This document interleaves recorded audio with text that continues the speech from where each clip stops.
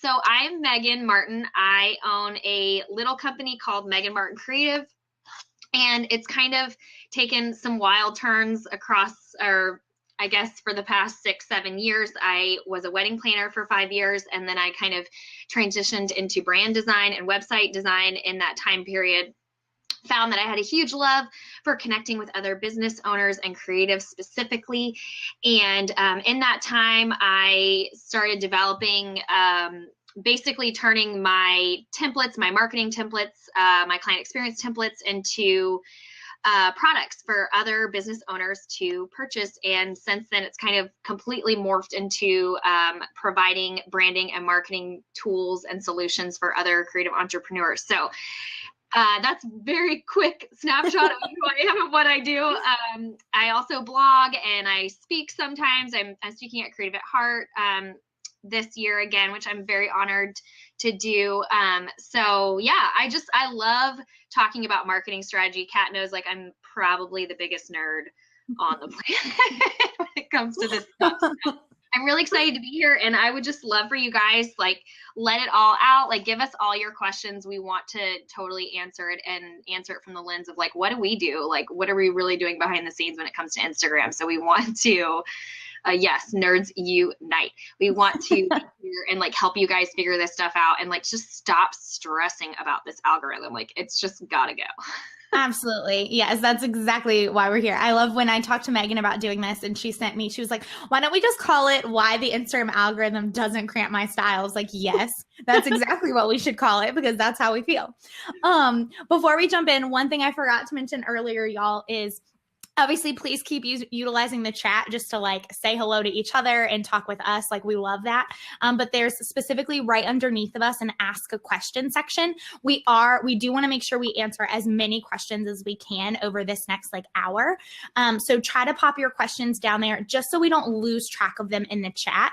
And the cool thing about Crowdcast is in the ask a question section, you can vote other people's questions. So if someone asks one and you're like, dude, yes, I have that same question, just vote it up. And it just lets us know how many of you guys are really feeling that same question. So utilize that for questions. Keep utilizing the chat just like you are. And yeah, let's get into it.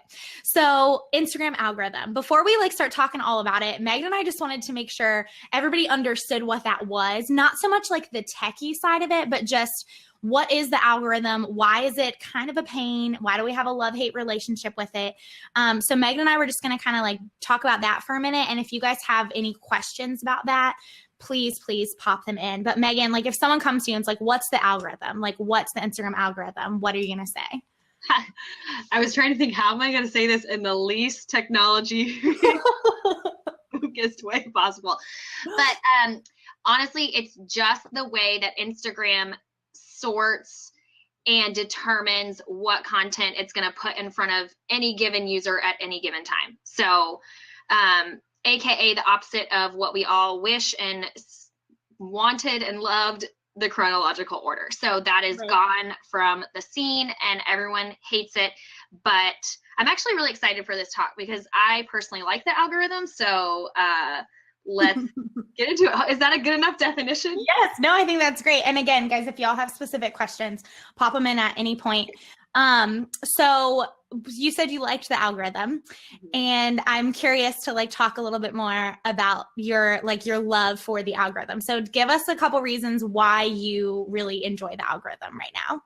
So, in chronological days, I'm going to kind of, like, compare and contrast between that, because I think, like, that's helpful. But in chronological days, I was literally posting probably 3 times a day, which is ridiculous. Yeah, that's what I was doing. Yeah.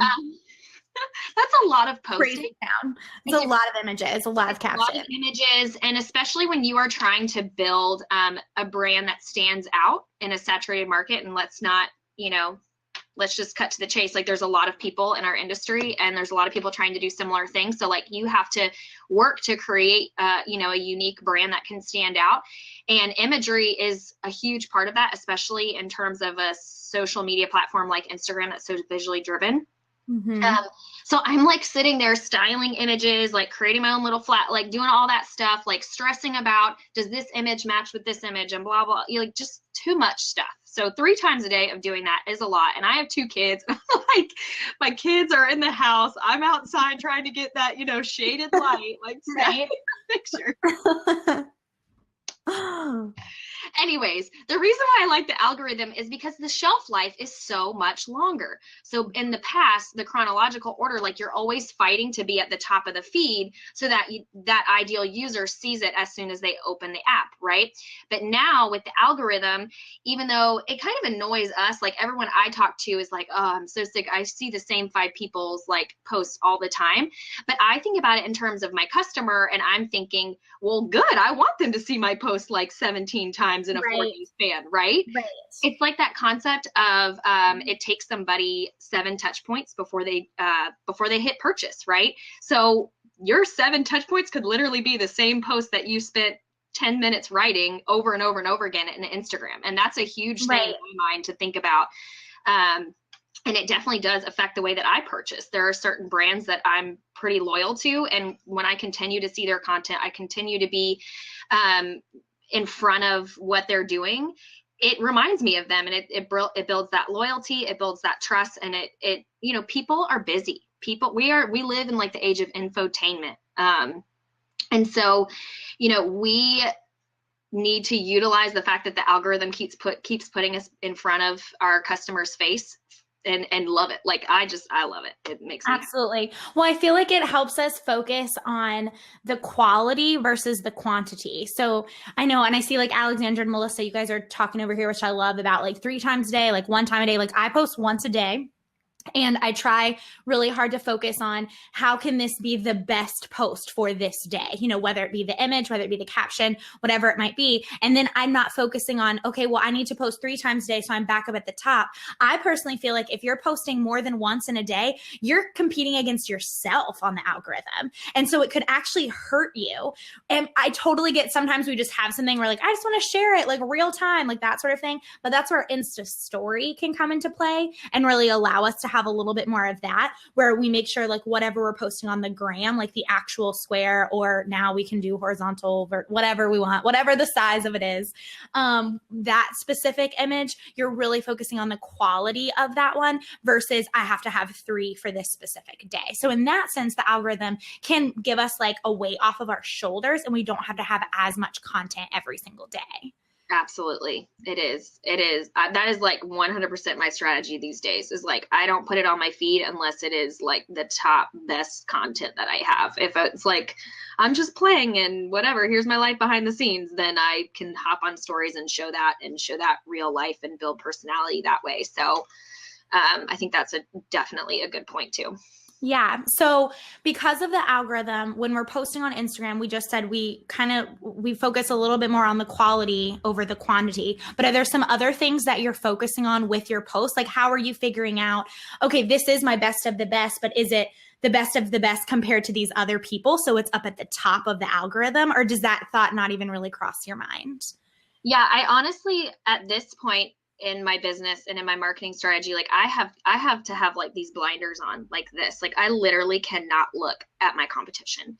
I mean, Kat, like you're technically my competition. Like you sell like the same kind of stuff that I sell. Like, right. Good thing we're friends. But the point is, like, even though I love you and I connect with you in that way, like I can't focus on what you're doing. I can't focus on what you're launching. I can't focus on who you're trying to talk to. Like I just have to have my little lane right here, and I have to focus on who I am here to serve and serve them really, really well. And when I have my eyes right and left trying to figure out what everyone else is doing and what's trendy and what hashtag is the coolest, whatever, I can't serve you well while doing that. So I have just learned to like blinder city when it comes to what I'm posting. But I did kind of like list out, I think I listed out a few different concept ideas for what you can post about that is like what I would consider top quality and not necessarily anything to do with personal. I think one category had to do with personal. So like You want me to run through these? I totally Yeah. can. But some like concept ideas that would be really, really good, meaty content for your actual feed posts are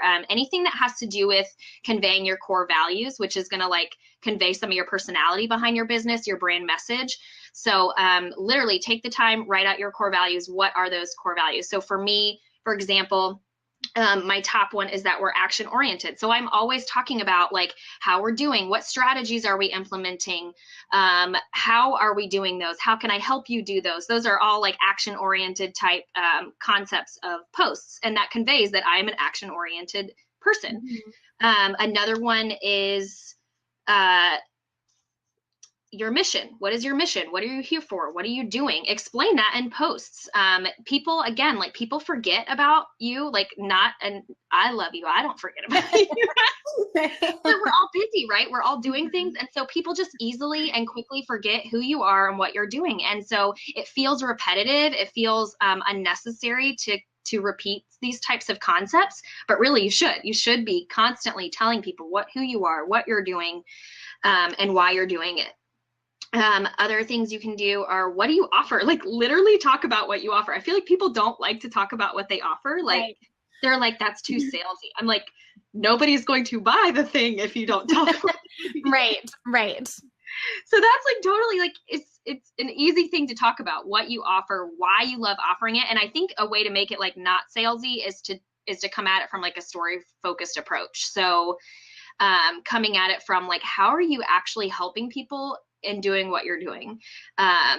How have you changed someone's entire day or month or year or life, or however much of an impact your work actually has? Like sharing that from a story focused approach by making your like customer the hero, but yet you're still talking about what you offer is a really good way to engage people and connect with people. Obviously, like valuable educational content, anytime you can help solve a pain point, that's a really meaty post. What your differentiators are, like don't be afraid to own that stuff. Like right. I talk often that I'm a long-term, I have a long-term approach to my marketing strategy. So I try to constantly talk about that. Like the fact that I understand what you do. I just told you, I've been in this industry for 6 years, lots of different ways, but because I've been in the industry in so many different capacities, I understand a lot of business owners and where they're at, right? So I'm constantly talking about that. Quickly, the other two are social proof. Anytime you have social proof, like those reviews, it is not, some people are like, oh, I feel like it's going to be too weird if I post social proof. And then I get these messages every time I post a review on Instagram or something. They're like, that just inspired me that I can do that too. I thought like people would think that's so weird if I do that. And I'm like, no, people want to know that right. Other people are valuing what you do, right? So that's an easy one. Like pull those reviews off Wedding Wire, wherever they are right now, and like pop them into an Instagram post. Yes, I know it's the humble brag, but really social proof is a huge determining factor when somebody goes to hit purchase. So why not do that in your marketing strategy, right? And then lastly, I do share a lot of personal details, and I know that some people want to separate the two, which is totally fine, but a way that you can share personal details is through like the lens of what you do in your business. So for example, I share about motherhood.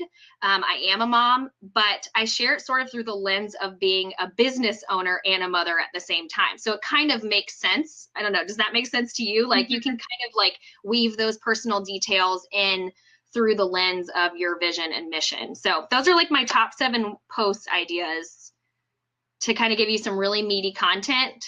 That would be like top and best content, in my opinion. I love that. And it's something you guys can all start to do too, in thinking through how do those 7, how can they apply to your business? Or do you have, maybe you want to use 5 of those and then you're going to pull, 2 others or something like that. But just starting to think through like, what are those top things for me? And not so much in terms of, so let me back up. Before, I feel like when the Instagram algorithm wasn't an algorithm, when it was all chronological, I cared a lot, which I feel like Megan, you cared a lot, probably all cared a lot more about what our actual feed looked like, right? And I still care, like I still want my feed to be beautiful, right? I want it to fit my brand. And I would have that, I had the like top 9, right? Like that's, I knew like, okay, I haven't shown a picture of myself, or, oh, I need to show something pink, or I need to talk about creative at heart, or I need to talk about coaching, or, something like that was going on in there, because chronologically people were going and looking at that a little bit more. I don't feel like people are looking at my feed as much, like my specific profile, as they are the main feed.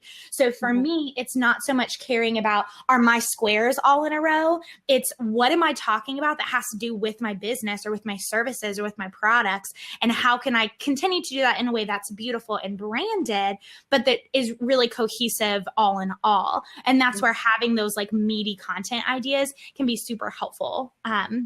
I don't know. Do you agree with that in terms of our specific profile feed doesn't matter as much as the main feed does? Or what do you think on that? Yeah, I used to do the same thing. I was so like, all the curation. I think that was like just a couple years ago. Everyone was all about the curated like life, Yes. But I absolutely do not care at all anymore what my top 9 looks like. And yeah, I mean, I'm almost to the point where, I can't believe I'm about to say this on live webinar, but I'm almost to the point where I'm not even going to use my Instagram scheduling tools anymore. Like it's almost become redundant for me, because all I do is have a bank of images in there. And so because I'm focusing so much on quality over quantity, I don't need to sit down and write out 30 days worth of posts at one time anymore. Like I can post 3 times a week. Sometimes I literally only post once or twice a week in these days, because my shelf life of posts are so long that it's becoming like I'm just moving my images from one folder to another folder, Yeah. So, and I don't want to like encourage anyone to just jump ship from all your planning things, but yes, I mean, it's just, it has not been a priority for me to like, be like, oh, does this face, I need my face right here. Like my logo right here. Yeah, no, me either. And I remember like literally stressing 3 years ago about, oh my gosh, no, I can't have this one here because it's diagonal with this image and it's too much of this. And now like, that's not something that crosses my mind. It doesn't mean that our images, we don't still want them to be professional and to be branded images. But we're just not putting as much, stress, I guess, into what that looks like. So I love your point. I never thought about in terms of moving away from the scheduling tools. For me, it makes me use them more, because I feel like I'm not as stressed with, 3 times a day. Well, I need something to be real time and I need something to be this. And like, it was like almost too much to think of scheduling it out, if that makes sense, because it was too many posts. But that's just my brain, I guess. I don't know if anybody else out there feels that way. So for me, with the less is more, I'm able to use my scheduling tools, I feel like, even better. Not so much in terms of how they look, but just in terms of, I know what's coming. I know what blog post I want to push. I know what launch is coming up. I know what friends thing I can push now, or, whatever it might be. So I can make better use of the scheduling tools and know that everything's going to be fine, versus feeling the pressure of, okay, well, I only got 2 out today and I really should have done 3 and now my business is going to fail. Like, let's be real. Totally used to think that. I know I cannot be the only one. Like, these feelings are so unnecessary. Right? But I do see what you're saying about the scheduling tool in that capacity. And that's definitely true. I actually have, like, I'm just going to be honest with you. I have CoSchedule, like, which runs my blog and every other social platform. And then I have like Planoly over here that runs my Instagram. But I feel like, nothing against Planoly, I love that tool, but now that I approach Instagram in this way, like, I just don't need both tools anymore. So I can still do that like pre-blogging schedule over here, like for things I know that are gonna go out at a certain time, but everything else has just it's just changed. It really has. But it's I think you got to do you. I know some friends who are like, if I don't schedule it, it's not going to happen. So I'm like, well, schedule on, friends, schedule on. Right. And it is nice that, like, with Planoly, I use Planoly as well. And I think Tailwind is doing this too with Instagram. It posts automatically for you now. So like when I was on vacation for the last like week and a half, that was amazing, because I knew like I would want to share some things real time, of being on vacation, but I also knew there was business things I needed to get out there. My business still needed to run. I could make sure newsletter content, blog content, that was scheduled. But what about Instagram? I don't want to have to post real time. Well, now that I use this app, it was wonderful that I had it all scheduled. It scheduled it out for me and I didn't have to think about it while I was away. So that's a great plus to that too. So that's awesome. Okay. Sorry, we went down a rabbit hole, guys, with like scheduling and Planoly, and we like content marketing, so it's fine. So obviously we've been talking about how we don't really feel stressed with the algorithm because of all the reasons that we listed. It helps us that it's not chronological, even though we might miss out on seeing what's going on in certain people's lives. It's helpful as business owners because we can be more strategic with really utilizing quality over quantity. Let me say that right. So a less is more approach with Instagram is actually starting to work. So another question that comes up a lot, I feel like anytime there's a buzz around an algorithm change, right? Yeah. People tend to freak out, and me included. I'm not saying that to like point fingers. I get the little like heebie-jeebies when I see some article or somebody posted something because the algorithm's changing yet again, and now we have no idea what's going to come. So A, how do you fight that when you see an algorithm change coming? And B, is there something else that you've started focusing on, maybe more than Instagram or just as much as Instagram, so that you're not constantly fighting the algorithm changes? Gotcha. Yes, so let me answer this in two different parts. But question A, how do I like not get stressed out about changes that appear? Honestly, so I'm going to use recently because it was just like, I'm sorry. I got the black lung. Honestly, just like a month or so ago was like the last, like everyone was like, what's going on? Yes. Posts are flying right and left. Like, I'm like, y'all calm down, number one. But yeah, so honestly, I don't keep up with what Instagram is doing, number one. Like, I don't have time to like look at Instagram's back end and like figure out what they're doing. It's kind of like Google and SEO. Like, do you have time to sit there and figure out what Google is changing every 5 minutes? No, you don't. I feel like Instagram would make major announcements. Like, for example, just a couple months ago, Facebook made a major announcement that they were going to change the way that people saw content from business pages, right? Like, they made a major announcement that was going to affect a lot of people. I feel like, in my mind, I kind of use that as my gauge. Like, Instagram is going to make a major announcement if it's really going to affect you that much. Like, so I can't spend my time and days stressing about what changes they're going to make. And honestly, a month ago when everyone was freaking out about, you know, this new algorithm, I honestly felt like some of the advice didn't really make sense. And so instead of like up in arms, like changing my strategy right away, like hashtags can't be in the comment, like you can only use 3 and you have to change them all the different times. I'm like, okay, we're going to ride this out. Like, let it play out. Let's not get into the frenzy of what's happening like right now in this week. Like, see if this is real information. I feel like sometimes just because something is shared a lot doesn't mean that it's real information, or doesn't mean that it's actually like happening. So and honestly, like, my strategy really hasn't changed much even since a month ago. Like, I'm still doing the same thing, and I still get engagement, and I'm still getting new people to my door, even though I didn't follow like the freak out that happened. You know what I'm saying? So Absolutely. I feel like just having that, like, okay, again, like this long-term concept of it's okay if I continue on with what I've been doing for the next week and see if this is going to fizzle out or not. If it's not, right. If people like really are, if it really is changing, if I'm really having issues and I'm seeing my numbers drop or whatever, that's one thing. But if not, you just continue what you're doing and you don't stress about it, you know? Absolutely. It's like, I feel like in our business, we tend to think, oh, I need to change it right now, or something, I'm going to be behind the curve. Whereas yes, a week is a week, but guys, it's only a week. Like, wait a week, see what's going to happen. Your business is not going to fail. You're not, you know, all of these things are not going to happen poorly for you because you waited a week to just test the waters. I did that even when they came out with the business accounts for Instagram. I was really leery about, do I want to switch to a business account? This was what, like over a year ago, maybe or maybe right at a year ago when those came out. And I wasn't sure if I wanted to switch to a business account.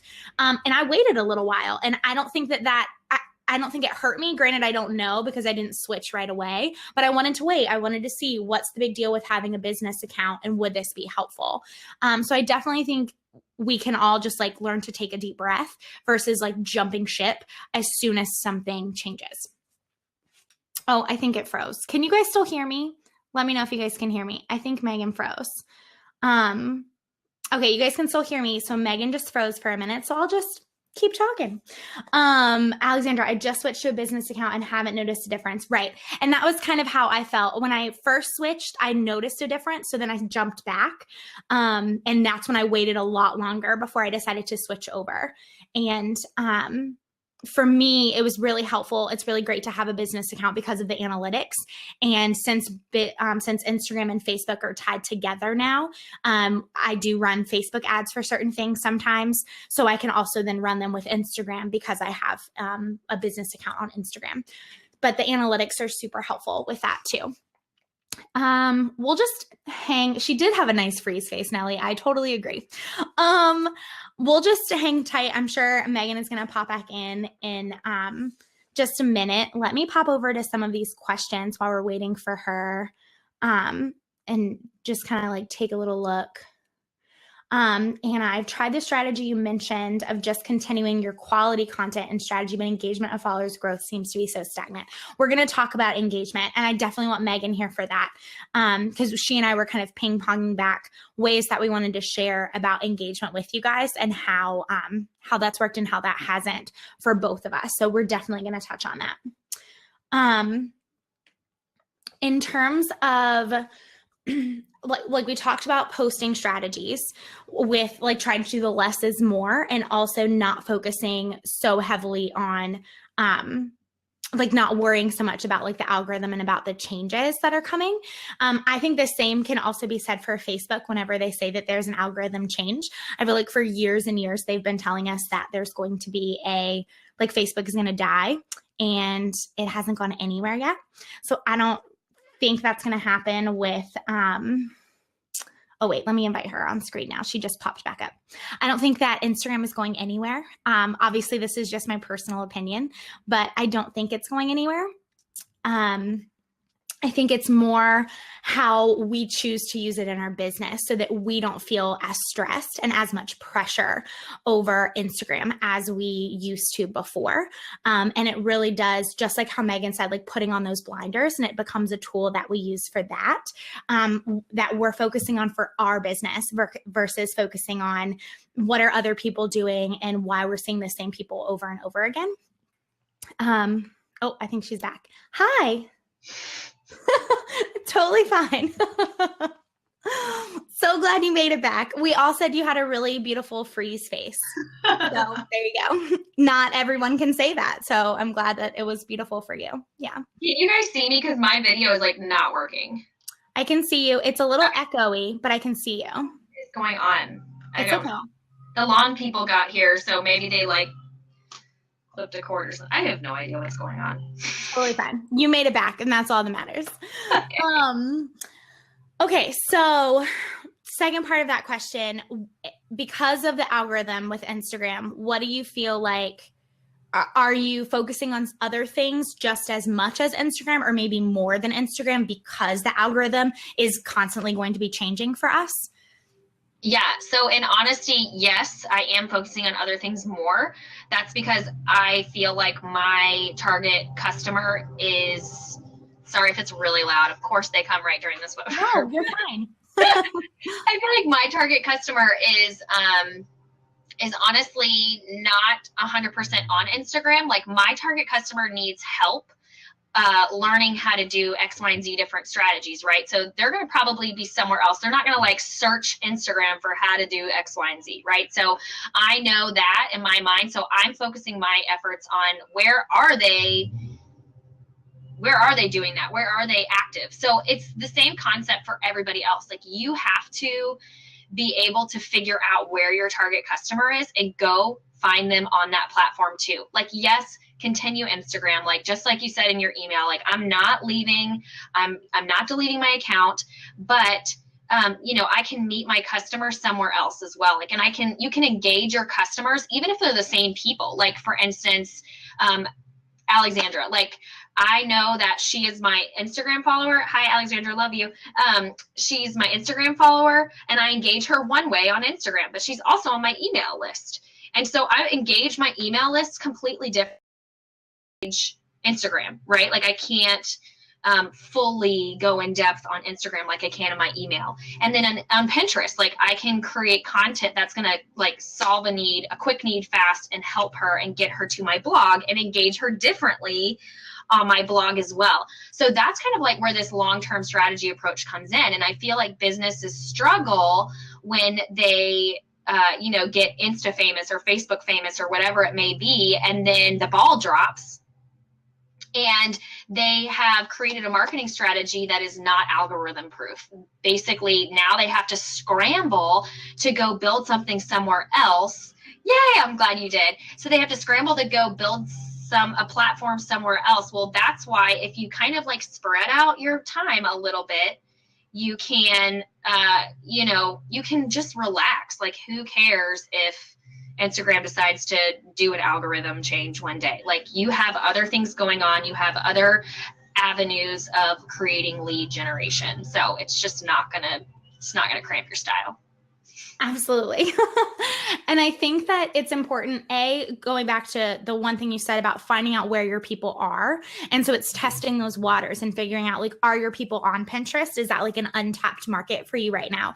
Are your people really, like, would they value more blog content from you? Is that something untapped? So figuring out like where, like, what could you try out, and then try it out for a consistent period of time, right? Again, we like those quick fixes. So just like when the algorithm change comes and we're like ready to jump ship and like totally change our strategy in 24 hours, we want the same thing with our Pinterest strategy or our blog strategy or whatever new marketing strategy you're thinking about. And you say, okay, well, I'm just going to do it. I'll do it this week and we'll see what happens. You're not going to see results in a week. Like, I'm sorry, I'll just be the Debbie Downer that says that. You're probably not going to see results. Maybe it's like it goes viral and that's awesome. But you're probably not going to see results in a week. It needs to be consistent change, and giving yourself several months of this consistent change to really start to figure out, is this working for me?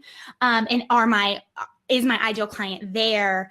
Is my audience looking for me there? And then that's where, because Instagram can be less is more, you can take away some of this stress of, I don't have to focus on 3 posts a day and all of this stuff over here. I can do the minimum and make it awesome on Instagram, and then put the rest of my like marketing genius over into the blog or over into Pinterest, and be able to give yourself a little bit more freedom in that, which I think should hopefully make it really helpful. I feel like a lot of us tend to shy away from either starting a newsletter or looking into Pinterest or really upping our blog because we get stressed about either I don't know how, or that's more time. So think about, where can you take time away? Like, why are you putting so much time into Instagram, and how can you do the bare minimum and do it very, very well, so that you have more time and resources to put into these other things that can work really, really well for your business?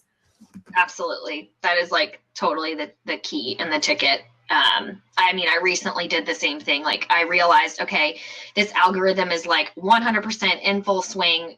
It was actually a few months before maternity leave. I just went on maternity leave from November to March. So a few months before that, I was saying, okay, like, I'm really starting to see this shelf life concept of, like, for instance, literally the brand I'm talking about is Cultivate What Matters. I was seeing the same post 5 days in a row. And I was like, okay, that's a huge shelf life for the same exact post that I'm just seeing over and over again. So I thought to myself, okay, it's time at this point. I know I've got these other eggs that I want to like build up and grow and focus on. So it's time for me to like literally put the phone down and do that, and spend the time over in Pinterest or wherever it is that my market was, and putting like a good meaty strategy there. And again, like, that's just going to algorithm proof your marketing. I muted myself because I'm hearing an echo, but I don't know if it's just me. So I was muting myself so that I wouldn't. And then I forgot that I muted myself, and I was just going to start talking. So I mentioned this a little bit when you were gone. But I would love, she is echoing. Okay. Well, we're just going to roll with it.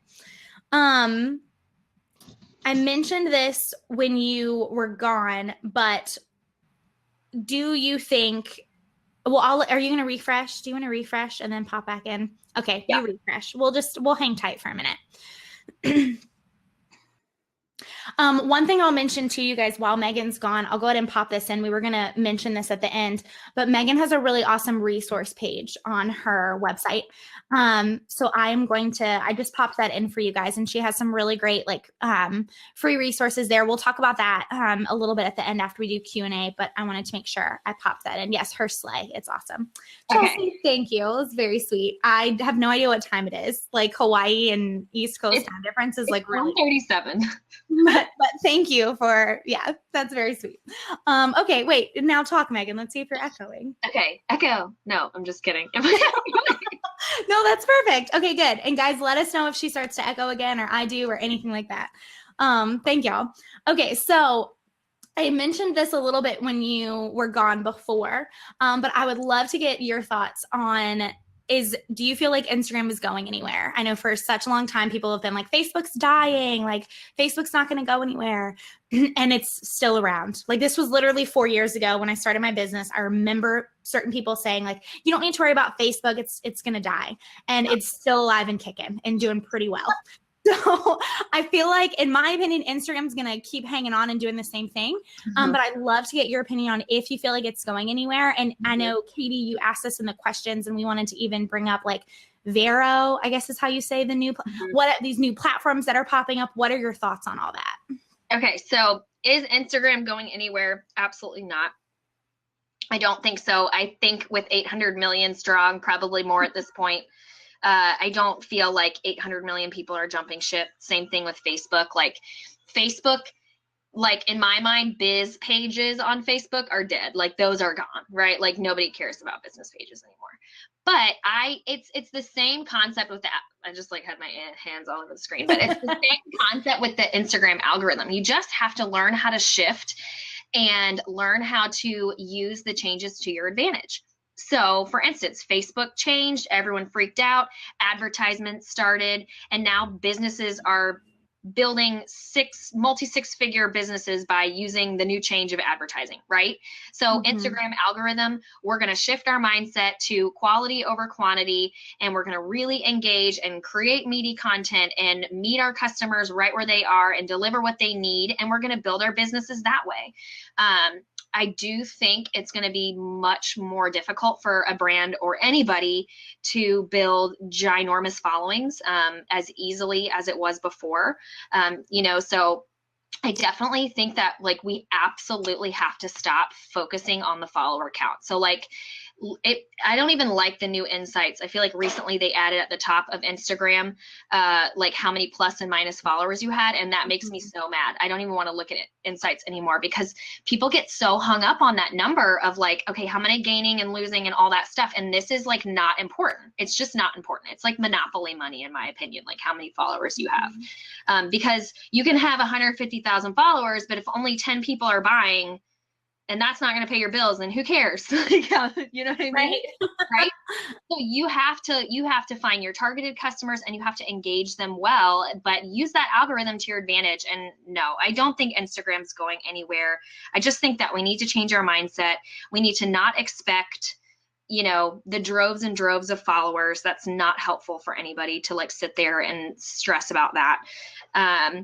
And just focus on conveying your personality and conveying what you do. And people are going to be naturally drawn to you. And honestly, too, I feel like Instagram from its inception has always been almost like a miniature portfolio type of thing for business owners, especially photographers. I know that was like really popular when it first started to kind of use it as almost like an offsite portfolio, but I think it's the same for all of us. Like it really is. When somebody visits your Instagram, they almost look at it like a small little collection of your work, your personality, what you do, microblogging for sure. It is. And so focus on that strategy, build that micro blog up, build that content up that is going to be able to, when somebody looks at your feed or looks at post by post, like, are they going to connect?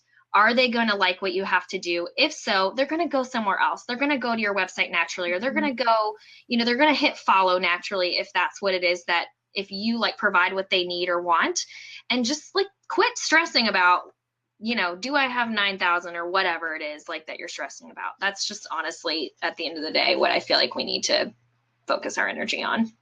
I love it. I wholeheartedly agree. So what about like Vero that like popped up? I don't even know if I'm saying that correctly.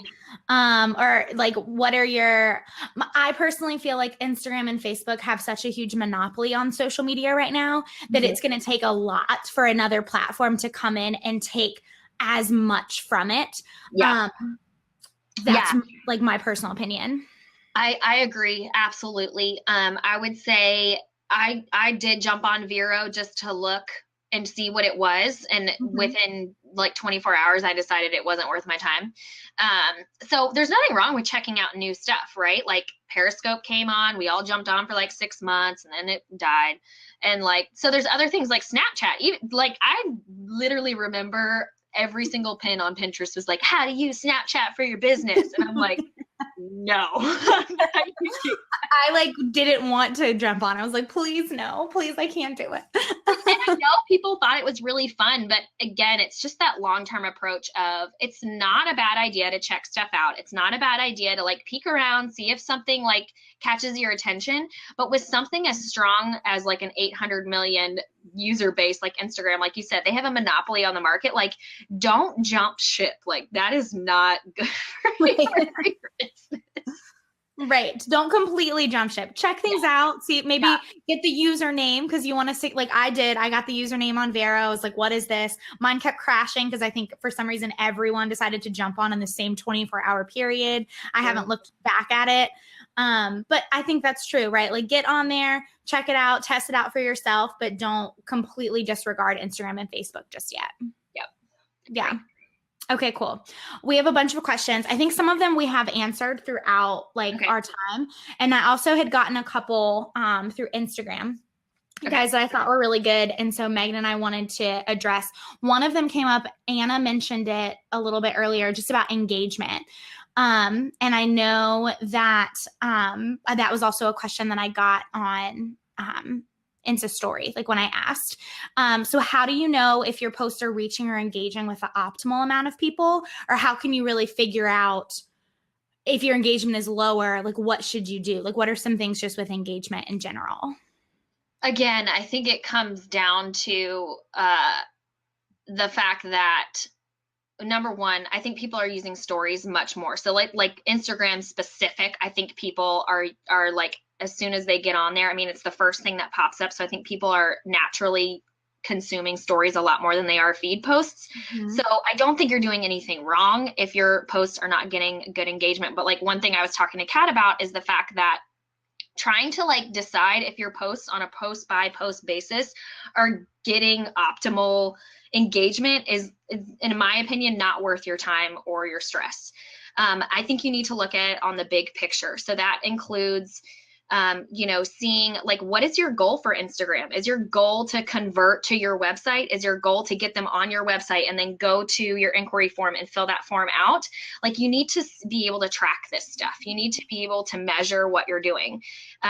So wondering whether or not like if 100 likes is better than, 200 likes or whatever, like that is not helpful for you. You need to stop focusing again, like on that concept of monopoly money and actually focusing on what is leading to the real money, right? Like if Instagram is not converting into sales in the end, which is what marketing is, like I know people are like, oh, I don't want to talk about sales, but that's really what marketing is. The goal of marketing is to lead to a sale at the end. And so if Instagram is not doing that, then that is a time that you can make a serious decision of, do I take a step back? Do I try to put strategy into another platform or whatever, like trying to test the waters in other places as opposed to like, how can I get more likes on Instagram? I love that. Yeah.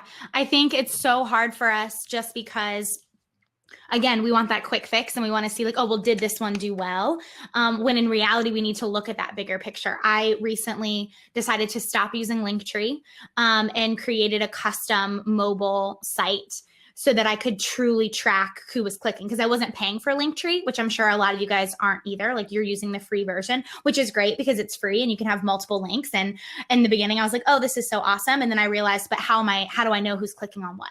I have no idea what's actually converting well. And I just recently, as in within the last 2 weeks, switched it over to just a custom mobile site And I'm excited to now be able to actually track and figure out, okay, what are people clicking on? What is helpful to them? And how can I, really utilize the statistics behind it and not just say like, let me just throw up a link and see if people look. Oh, thanks, Alexandra. I appreciate that. So let's answer a couple of these questions in here. First one, Katie asked, and it's gotten quite a few votes. Are story highlights really necessary? If so, what's the value in them? Can you clarify to me what you mean by highlights? I think she means how you can highlight something and then it goes on your feed, like on your specific profile. Like that's what I'm assuming she means, but Katie, correct me if I'm wrong. But that's what I'm assuming she means. Yeah. No, you're fine. Apparently I need more of this. Yeah, honestly, I don't know the answer to that. I feel like it's such a recent addition that, I can't give you like an answer that has numbers behind it, but I would assume yes, because it's kind of like your feed. Like it gives them another avenue for them to get to know you more, to build trust and affinity. So why not?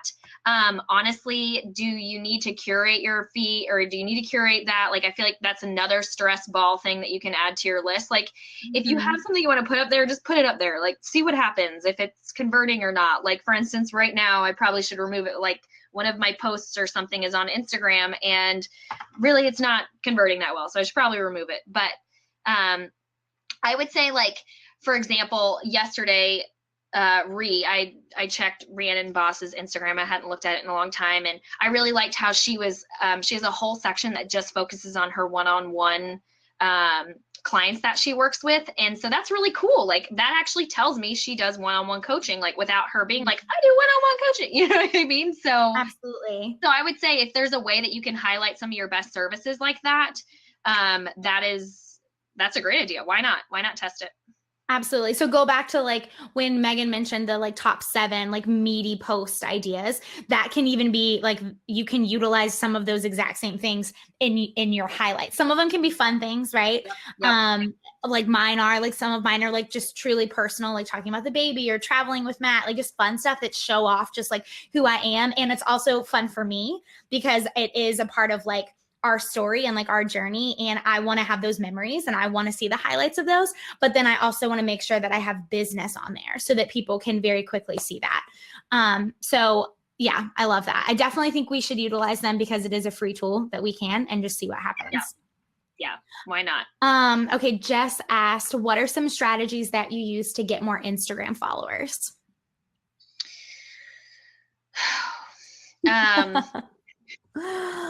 Again, like it's a hard question because my goal is not to get Instagram followers. My goal is to pour into the current people that have already followed me, and somehow naturally that just attracts more followers. Like, I mean, and again, I don't want to toot my own horn, but I feel like that is the best strategy because I'm literally pouring into my target customer. Mm-hmm. The person who has already said yes to me. And so then when new people view my profile, like I don't want 150,000 followers. I don't care. I want, whatever my number is of the people who are my target customers, the people who I actually am here to work for. I don't need 800 million users following me. So I would say, pour into the people who have already said yes, do those meaty posts, tell people what you're doing, show them who you are, what you value, and let it naturally happen. Like it's really not about the numbers at the end of the day. Like we have to change our mindset about this. It doesn't matter if you have 50,000 followers or if you have 500. If you have 500 followers who are 500 buyers, you are probably more well off than the person who has 500,000 followers. Absolutely. Right? No, absolutely. Yes. And we forget that because the numbers sound so sexy. So I think that's so true because if you start pouring into your audience will take notice and they'll start to talk about you. Like they will start to just naturally say like, oh, have you heard of so-and-so, or have you joined so-and-so's email list? Like I really love getting it, like those types of things. So then that just brings like almost like referral based, I feel like, which is, in my opinion, can be better because they know what they're getting because they've already talked to somebody who's getting what they want, if that makes sense. Yes. The only other concept that I use that I'm not doing it for like, let me grow my follower. I just doing it for other specific reasons, but it happens to grow my following, is the concept of like almost using marketing / PR. So for instance, I am not an interior designer. I have no desire to start an interior design company, but me showing my home design and my aesthetic and my house happens to convey that I have a design eye, that I can design something for you, right? So I kind of picked up on this concept of, all right, I'm not trying to get design work, but I ended up pitching my home design pictures to like Style Me Pretty or Inspired by This and other blogs. And that has grown my reach. Again, my target market happens to be also design focused. So it grows my reach in a little bit different way than than literally talking about business all day long. So that's a way that you can grow your following, is like kind of leverage other platforms and give them content like, you know, styled shoots or whatever you do. Absolutely. But again, like it has to not be about just growing the number next to your handle. It has to be about making sure that you are connecting with the right people to grow that number. If it is just growing the number to grow the number, then you should not do it. Yeah. Yes. Amen to all of that. Okay. More questions. Danielle asked, what are your thoughts about posting professional images versus images you take on your own? As a wedding planner, I'm struggling with having beautiful professional images from my wedding, but feeling like I'm showcasing a profile of someone else rather than myself. That is a big pain point. I love that question. Yeah, I definitely, in my wedding planning days, had the same exact struggle, especially, you know, I love all my photographer people, but some photographers have different editing style than I would want in my brand. So I just learned how to take my own phone images. I have a blog post maybe that could help you. I can try to find that link real fast, but also like in my resources page that Kat shared about, there's a summit that I did. And at the end of the summit, I teach you exactly how I take my own iPhone photos. It's so easy and fast once you learn how to do it. So pull some details out like at your weddings, or if you're another kind of business owner, like, and you don't always have an arsenal of, you know, professional shots, like learn how to just snap some photos and quickly edit them, and you're going to be on your way.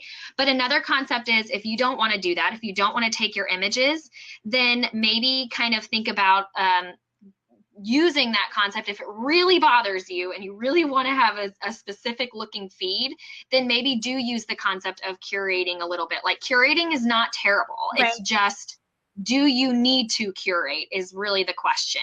And if this is a problem that you're having, I think curating could be an okay strategy to go for. So, you know, do a block of images from one photographer at a time. So share like 9 or 10 or 12 or whatever images from that, talk all about those meaty concepts that we shared, and then move on to the next block of edited images if that really helps you and makes you feel like it's doing a better service for you and your brand. But honestly, I really do suggest that you learn how to take your own iPhone images. I completely agree.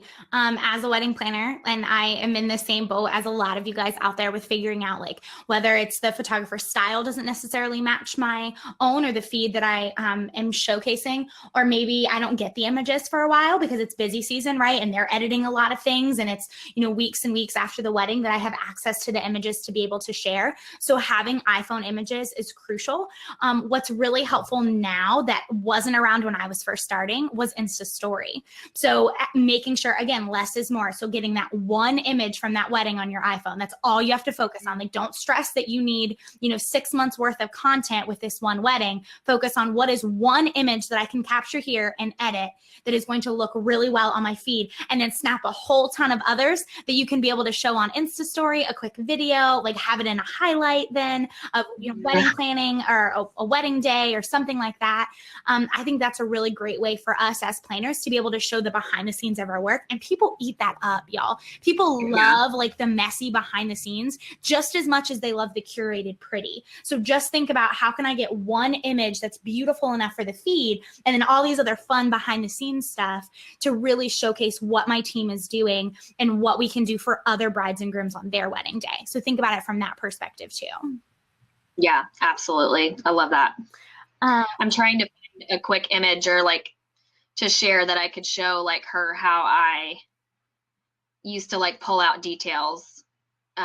But keep going and I'll find it and link it to it real fast. Okay, perfect. And Danielle, yes, a balance of professional and personal, like in iPhone images is okay, in my opinion. I feel like Megan's going to say the same thing. Like you can absolutely have a mixture, because if you can edit them the right way in your iPhone, I bet you $10 somebody might not even know the difference on some things. If it like, and I'm not trying to like offend a photographer out there, so I apologize, but I think that there's a right way to take it on an iPhone from a non-photographer perspective, that you really can edit it well to showcase the brand and the look that you're going for. And if people are fast scrolling, they're not going to be standing there like looking at everything so intently and really trying to showcase the difference. Yeah, I just linked in this picture, but basically just quickly, like the concept of if the, like from a large standpoint, when you're looking at something, if it doesn't 100% convey your brand, like you can zoom into the details and still talk about how much you love your work, how well you're serving people, without showing this like giant view, right? And it's the same kind of concept. Like if you're not 100% confident in the photographer, again, I love my photographers, but I think they understand. I think they do get it. Like we have a brand too that we need to, put out, and you can love on your photographers in other ways as opposed to sharing on Instagram. You can share them on your blog. Like that's totally fine. But that just kind of maybe gives you an idea. Like if you're not 100% sure about how to beautifully show off the work that you do, you can kind of like pull out details and snap your own pictures. Absolutely. I love it. Okay, guys, we're almost out of time, but we have quite a few more questions. We're going to try to fly through some of these last ones. Okay. Anna asked, my followers are not seeing my content. Any suggestions? Even when they turn on notifications for my posts, they're not getting my content in their feeds. I would say, one, how do you know that to be true? Is it just because they're not engaging? Because that doesn't mean that they're not necessarily seeing it. You can try to switch up some ideas. Maybe your messaging like isn't capturing their attention. Maybe the image is not capturing their attention. Again, like it's not all about perfection, but it's kind of like the concept in my mind of design with copy. So design like stops your eye. It makes you focus. If it's something that catches your eye, you're going to stop and look more intently. And then copy is something that connects you emotionally. It like drives home the message. It lets you know, like, is this something I'm going to stick with or I'm not going to stick with? And so there could be an issue on either one of those problems. So either your imagery is not catching your target market's eye, or your message is not, or your copy is not driving home the message, and it's not engaging with them. Like, for example, a lot of times I see people just posting an image and then they'll just like do a caption of like some random quote. And I'm like, no, like clearly nobody's commenting on that, because it's just like, it is what it is, like, you know? Right. So you have to think about like messaging, especially on a platform like Instagram that really does engage, that like piques interest, that, you know, be bold if you need to, or share a story that like just compels somebody to be like, oh my goodness, like that totally resonated with me. You have to kind of think through both elements really, really well before you think my audience, nobody's seeing it, because I don't know that that's 100% real. It might just be that it's not engaging content. Absolutely. I agree. The next two are really similar. So I'm going to answer them real quick, you guys, in terms of what time to post. So Melissa asked, have you found the best time to post? Probably night at 8 p.m. Eastern, to have one a day. And then Devin said, do you pay attention at what time to post? Do you base your post time on when your followers are the most active via the info on the business account? And yes, I mean, we want to be strategic, because we're doing less is more. So like for Melissa, for you, it could be 8 p.m. Eastern time. That's what you have to hit.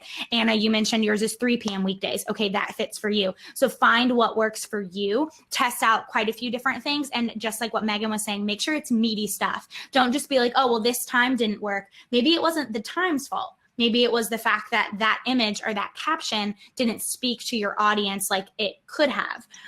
So play around with a couple of different things and think about the longevity of it, is what I would say. Let's see. Yep. And Jessica, Megan just answered yours. We both use Show at 5. So I just have a mobile site there. So it's just mobile, and you can pop over to my Instagram and check it out. My friend Holly actually did it for me. And it's awesome. So yay. Let's see. I'll let you know, like, I don't know why I'm even saying this, but I'm actually going to be launching Show It templates soon. Yay. And I'm going to have a little like Instagram link page as part of like an add-on. So if that could be helpful for you guys. So fun. I love that you're doing that. I'm so excited to see them. Okay, let's see. Are you still getting that long shelf life when it comes to hashtags? Yes and no. I honestly don't track that enough to give you like a solidified answer, but yes, like I still get people coming in and liking images that are like way old. So I assume that they're finding them from hashtags and or they're just spending a lot of time on my feed. So right. Yeah, I don't know. It's hard to say. I don't have a solid answer for that.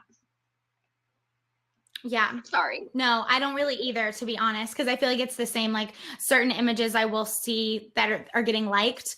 And so from like that are older. So I assume it's a hashtag thing since I'm not pushing them right now. Yeah. But I don't have a way to know that for sure. Yeah. Katie, in terms of writing captions, you get when I write captions the same as if I would talk, I get more engagement, thoughts.